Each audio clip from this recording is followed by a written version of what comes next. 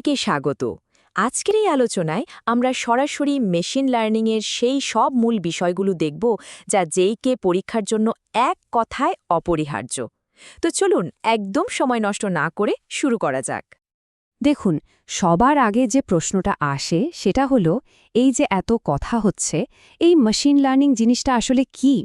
আর artificial intelligence বা AI এর বিশাল জগতের মধ্যে এর জায়গাটাই বা ঠিক কোথায়? চলুন এই প্রশ্নটা দিয়েই আমাদের জার্নি শুরু করি। খুব সহজ করে বললে মেশিন লার্নিং হলো আর্টিফিশিয়াল ইন্টেলিজেন্স বা এআই এরই একটা অংশ। মানে এআই যদি একটা সম্পূর্ণ মস্তিষ্ক হয়, তাহলে মেশিন লার্নিং হলো সেই মস্তিষ্কের শেখার ক্ষমতা। এখানে কিন্তু মেশিনকে ধরে ধরে নিয়মকানুন বলে দিতে হয় না, ও ডেটা দেখে নিজে নিজেই শেখে আর সময়ের সাথে সাথে আরও উন্নত হয়। মেশিন লার্নিংকে আমরা মোটামুটি ৩টে বড় ভাগে ভাগ করতে পারি। প্রথমটা হলো সুপারভাইজড লার্নিং, যেখানে লেবেল করা ডেটা থেকে মডেল শেখে। যেমন ধরুন, পুরনো ডেটা দেখে একটা বাড়ির দাম কত হতে পারে তা বলে দেওয়া। এরপর আসছে আনসুপারভাইজড লার্নিং, যেখানে কোনো লেবেল ছাড়াই ডেটার মধ্যে লুকিয়ে থাকা প্যাটার্ন খুঁজে বের করা হয়। আর শেষে আছে রিনফোর্সমেন্ট লার্নিং, যেটা ঠিক একটা ভিডিও গেম খেলার মতো, পুরস্কার আর শাস্তির মাধ্যমে শেখে। তো চলুন আমাদের প্রথম সেকশনে ঢুকে পড়া যাক। এখানে আমরা মেশিন লার্নিংয়ের সেই বেসিক কনসেপ্টগুলো নিয়ে কথা বলবো যা এই পুরো বিষয়টার ভিত্তি তৈরি করে। একটা খুব কমন প্রশ্ন হলো, যে কোনো কম্পিউটার অ্যালগোরিদমই কি মেশিন লার্নিং অ্যালগোরিদম? উত্তরটা হলো একদমই না। ভাবুন তো বাবল সর্টের কথা। ওটা কিছু বাধা ধরার নিয়ম মেনে চলে, কিন্তু লিনিয়ার রিগ্রেশনের মতো একটা এমএল অ্যালগোরিদম ডেটা থেকে প্যাটার্ন শেখে, আর সেই শেখার ওপর ভিত্তি করে নতুন কিছু প্রেডিক্ট করে। আর এটাই হলো গিয়ে মূল পার্থক্য। যেহেতু সুপারভাইজড লার্নিং সবচেয়ে বেশি ব্যবহার হয়, তাই এর প্রধান দুটো কাজ কি সেটা জেনে নেওয়াটা খুব জরুরি। কি মনে হয়, কি হতে পারে সেই দুটো কাজ? সুপারভাইজড লার্নিংয়ের প্রধান দুটো কাজ হলো ক্লাসিফিকেশন আর রিগ্রেশন। ক্লাসিফিকেশন মানে হলো ডেটাকে কয়েকটা নির্দিষ্ট গ্রুপে ভাগ করা, যেমন ধরুন একটা ইমেল স্প্যাম নাকি নট স্প্যাম, এইটা বলা। আর রিগ্রেশনের কাজ হলো একটা সংখ্যা প্রেডিক্ট করা, যেমন আগামীকালের তাপমাত্রা কত ডিগ্রি হবে। সোজা কথায়, একটার আউটপুট হলো একটা নাম বা লেবেল, আর অন্যটার আউটপুট হলো একটা সংখ্যা। আচ্ছা, বেসিক তো বোঝা গেল। এবার আসা যাক আসল জিনিসে, অ্যালগোরিদম। এগুলোকে একজন ডেটা সায়েন্টিস্টের টুলবক্সের সবচেয়ে জরুরি কিছু টুলস বা হাতিয়ার হিসেবে ভাবা যেতে পারে। ক্লাসিফিকেশন করার জন্য কিন্তু অনেক জনপ্রিয় অ্যালগোরিদম আছে, যেমন কে নিয়ারেস্ট নেইবার্স বা KNN, যা তার কাছের ডেটা পয়েন্টগুলো দেখে সিদ্ধান্ত নেয়। আবার ধরুন সাপোর্ট ভেক্টর মেশিন বা SVM, যা ডেটার গ্রুপগুলোর মধ্যে একটা নিখুঁত বিভাজন রেখা টানার চেষ্টা করে। আরেকটা হলো ডিসিশন ট্রি, যা যদি এটা হয় তাহলে ওটা এই রকম নিয়মের একটা গাছের মতো স্ট্রাকচার তৈরি করে। প্রত্যেকের কাজ করা স্টাইল আলাদা, কিন্তু লক্ষ্য একটাই, সঠিকভাবে ডেটাকে গ্রুপে ভাগ করা। আর যখনই কোনো সংখ্যা প্রেডিক্ট করার কথা আসে, মানে রিগ্রেশনের কথা, তখন সবচেয়ে বেসিক আর শক্তিশালী অ্যালগরিদমগুলোর একটা হলো লিনিয়ার রিগ্রেশন। ভাবুন তো, পড়াশোনার সময় বাড়ালে পরীক্ষার স্কোর কতটা বাড়ে, এই সরল সম্পর্কটা খুঁজে বের করাই এর কাজ। এবার আসি আনসুপারভাইজড লার্নিংয়ের কথায়। এর সবচেয়ে কমন কাজটাই হলো ক্লাস্টারিং, মানে কোনো রকম লেবেল ছাড়াই শুধু ডেটার বৈশিষ্ট্যের ওপর ভিত্তি করে সেগুলোকে কয়েকটা স্বাভাবিক দলে বা ক্লাস্টারে ভাগ করা। আর এই কাজের জন্য কে মিনস আর ডিবি স্ক্যান খুব জনপ্রিয় দুটো অ্যালগোরিদম।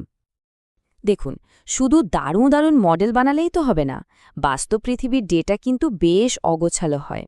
এই সেকশনে আমরা দেখব যে সেই ডেটা নিয়ে কাজ করার সময় কি কি চ্যালেঞ্জ আসে আর সেগুলোর সমাধানই বাকি।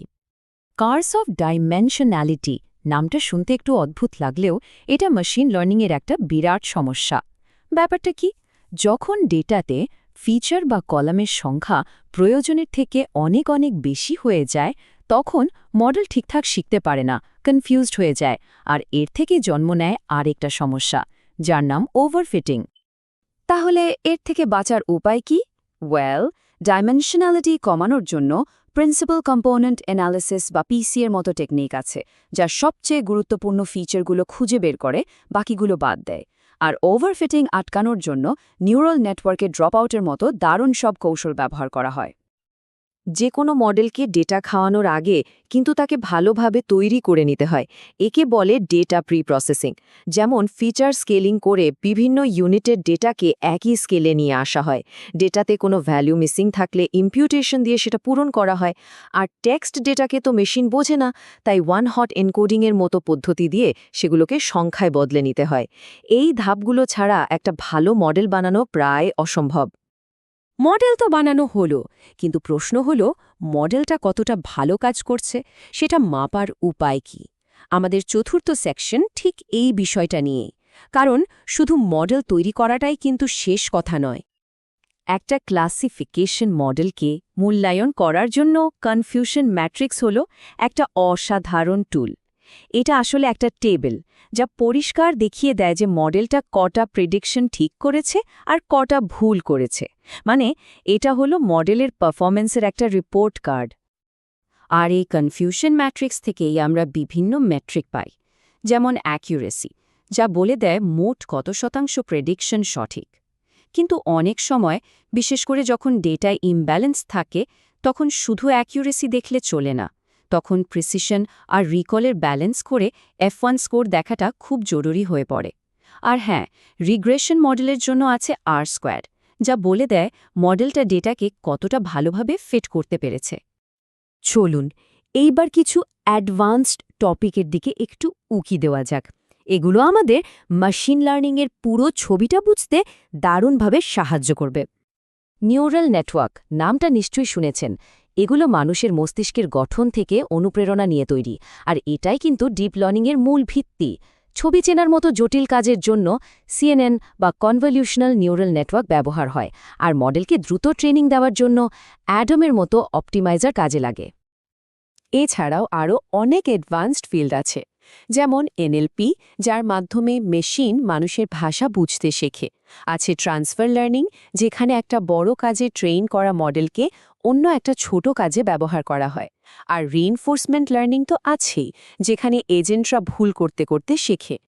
তো এই পুরো আলোচনার পর মেশিন লার্নিংয়ের বেসিক কনসেপ্ট, প্রধান অ্যালগরিদমগুলো, ডেটা ম্যানেজমেন্টের চ্যালেঞ্জ আর মডেল মূল্যায়নের পদ্ধতি নিয়ে একটা প্রাথমিক টুলকিট আমাদের হাতে চলে এলো। তাহলে আসল প্রশ্নটা হলো, এই যে এত কিছু জানা গেল, এই টুলসগুলো ব্যবহার করে বাস্তব পৃথিবীর কোন সমস্যাটা সমাধান করার কথা সবার আগে মাথায় আসছে? উত্তরটা কিন্তু আমাদের জন্য অনেক নতুন সম্ভাবনার দরজা খুলে দিতে পারে। একবার ভেবে দেখুন তো।